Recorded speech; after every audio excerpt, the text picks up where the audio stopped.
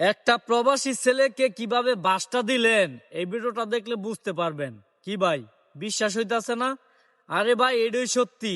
স্ক্রিনে দেওয়া যে ভিডিওটা দেখতাছেন না, এই ভিডিওতে তার প্রমাণ। আগে ভিডিওটা দেখেন। আমি একটা প্রবাসী ছেলেকে ভালোবাসছি মনে প্রাণে।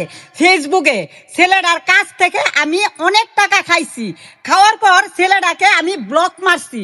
আমি ভাবছি ছেলেটা আমাকে ভুলে গেছে, না, ছেলেটা দেশে ফিরছে।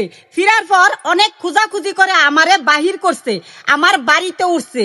উঠতে আমারে দেখছে, ছেলেটা বলতাছে আমারে নাকি বিয়া করব। আমি বলছি যে দেখো, বয়সে তোমার চেয়ে আমি অনেক বড়, এটা কিভাবে সম্ভব? আমি তোমাকে বিয়া করব না।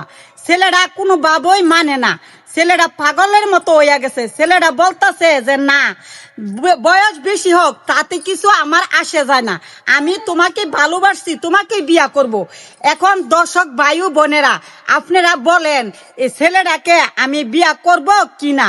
কিন্তু যদি আমি ছেলেটারে বিয়া করি, ছেলেটা কিছুদিন চলার পর যদি আমাকে ফালাইয়া চলে যায়, তখন আমার কি উপায় হবে? এখন ছেলেটা তো নাছর বান্দা, কোনো ভাবই মানাইতে পারি না।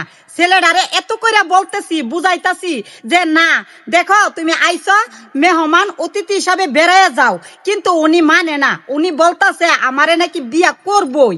এখন আপনারা বলেন এটা কিভাবে সম্ভব? ছেলেটাকে আমি বলতাছি যে দেখো, তোমার কাছ থেকে আমি যত টাকা খাইছি সব টাকা আমি ব্যাক করে দিই, তুমি চলে যাও। ছেলেটা নাছর বান্দা, ছেলেটা বলতাছে যে না, আমি টাকা নিব না তোমার কাছ থেকে, আমি চলে যাইব না।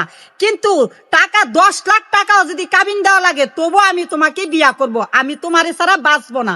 এখন দর্শক ভাই ও বোনেরা, আপনারা বলেন এটা কিভাবে সম্ভব?